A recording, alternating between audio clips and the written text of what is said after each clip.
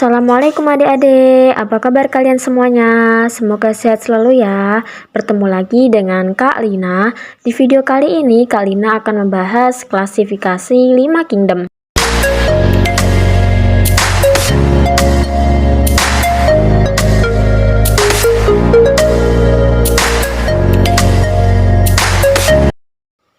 Sebelum belajar, mari kita baca basmalah bersama-sama ya. Bismillahirrahmanirrahim. Oke, kita lanjut ke pelajaran ya. Pada tahun 1969, R.H. Whittaker mengemukakan sistem klasifikasi menjadi 5 kingdom. Nah, kelima kingdom tersebut antara lain Monera, Protista, Fungi, Plantae, dan Animalia. Nah, supaya kamu lebih gampang memahami sistem klasifikasi ini, mari kita bahas satu persatu ya. Disimak sampai habis, oke? Kingdom yang pertama yaitu Kingdom Monera. Kingdom Monera meliputi semua organisme yang memiliki struktur tubuh sangat sederhana, yaitu bersel satu dan bersifat prokariotik atau sel yang tidak memiliki membran inti. Kingdom Monera ini dibagi menjadi dua. Yang pertama bakteri dan yang kedua alga hijau biru. Yang pertama yaitu bakteri. Bakteri memiliki ciri-ciri bersel satu, prokariotik atau tidak memiliki membran inti sel, umumnya tidak memiliki klorofil, hidup bebas atau parasit, dan bereproduksi secara aseksual dengan membelah diri secara biner.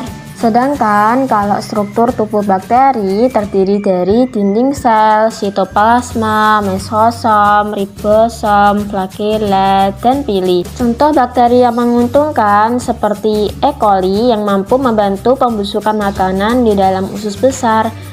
Terus yang kedua ada Lactobacillus sp yang dimanfaatkan untuk proses pembuatan susu yogurt dan susu keju.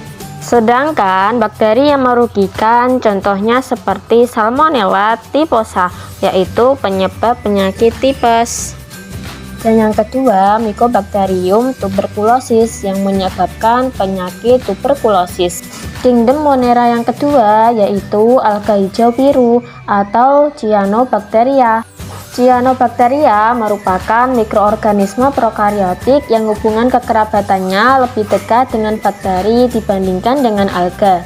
Nah, Cyanobacteria ini disebut alga hijau biru karena mempunyai klorofil. Struktur tubuhnya terdiri dari membran sel, membran plasma, sitoplasma, DNA, mesosom, dan ribosom.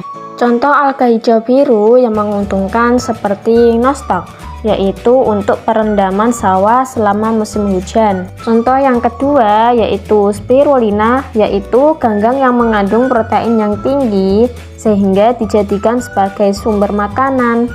Sedangkan alga hijau biru yang merugikan contohnya seperti Anabaena flosaceae dan Microkitis yang menyebabkan kematian makhluk hidup di dalam air.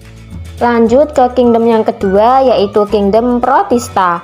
Protista merupakan kelompok organisme eukariotik atau mempunyai membran inti, terus sifatnya tuh uniselular atau multiselular.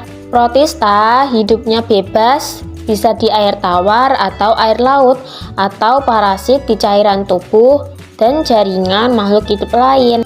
Protista berkembang biak secara seksual dan aseksual. Secara seksual, organisme protista berkembang biak dengan pembelahan biner, sedangkan secara aseksual, organisme protista berkembang biak dengan cara konjugasi atau dengan cara gametogami. Protista dibagi menjadi dua, yaitu alga dan protozoa. Yang pertama yaitu alga atau ganggang. Ciri-cirinya meliputi hidup secara akuatik, endofit, dan epifit. Tubuhnya uniselular atau multiselular, berbentuk talus dan bersifat fotoautotrof. Alga berkembang biak secara seksual dengan cara isogami dan oogami, sedangkan secara aseksual dengan pembelahan sel, fragmentasi, dan pembentukan zoospora. Nah, berdasarkan dominansi pigmennya, alga dibedakan menjadi 5, yaitu yang pertama Chlorophyta atau alga hijau yang didominasi pigmen klorofil, contohnya Spirogyra. Yang kedua yaitu Chrysophyta atau alga keemasan yang didominasi pigmen karoten, contohnya Ochromonas. Yang ketiga yaitu Phaeophyta atau alga coklat yang didominasi pigmen Vicoxanthin, contohnya Sargassum. Yang keempat yaitu Rhodophyta atau alga merah yang didominasi pigmen Phycoerythrin, contohnya Gracilaria. Yang kelima yaitu Basilaryophyta atau diatom yang didominasi pigmen Diatoxanthin, contohnya diatom. Selanjutnya kingdom Protista yang kedua, contohnya seperti protozoa. Protozoa berasal dari bahasa Yunani yaitu protos yang berarti pertama atau mula-mula dan zoon yang artinya hewan, sehingga protozoa diartikan sebagai hewan yang pertama. Nah, ciri-cirinya seperti bersel satu, hidup soliter atau berkoloni di tempat berair, berukuran mikroskopis dengan bentuk sel tetap atau berubah-ubah, dan umumnya memiliki alat gerak. Protozoa berkembang biak secara seksual dengan konjugasi dan secara aseksual dengan membelah diri. Berdasarkan alat geraknya, protozoa dibedakan menjadi 4 kelas, yaitu Rhizopoda, Ciliata, Flagellata, dan Sporozoa. Yang pertama, Rhizopoda. Rhizopoda adalah protozoa yang menggunakan kaki semu sebagai alat geraknya. Yang kedua, Ciliata. Ciliata adalah protozoa yang menggunakan rambut getar atau cilia sebagai alat getarnya. Yang ketiga yaitu Flagellata. Flagellata adalah protozoa yang menggunakan bulu cambuk atau flagellum sebagai alat geraknya. Yang keempat, Sporozoa. Sporozoa adalah protozoa yang tidak memiliki alat gerak. Selanjutnya, kingdom yang ketiga yaitu kingdom Fungi atau jamur. Fungi merupakan organisme eukariotik atau memiliki membran inti dengan dinding sel terbuat dari kitin dan tidak mempunyai klorofil, sehingga dalam memperoleh makanannya, jamur bersifat sebagai parasit. Berdasarkan cara reproduksi dan struktur tubuhnya, fungi digolongkan menjadi 4 divisi, yaitu Bazote, Basidiomycota, Ascomycota, Zygomycota, dan Deuteromycota. Yang pertama yaitu Basidiomycota, yaitu kelompok jamur yang mempunyai tingkat perkembangan yang tinggi bila dibandingkan dengan kelompok jamur lainnya. Contohnya seperti jamur merang, Volvariella volvacea, dan jamur kuping Auricularia aurita.